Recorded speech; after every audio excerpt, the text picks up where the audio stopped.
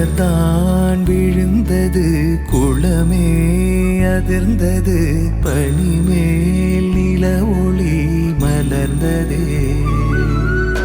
குழந்தை வீரல் நுனியிலே பறவை வந்து அமர்ந்ததே.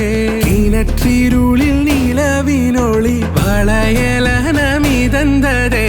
தூரத்தில் வெளிச்சமாய் தெரியும் நீ யாரோ, ஆழத்தில் ஒளிர்கிறேன் அகத்தில் நீதானோ.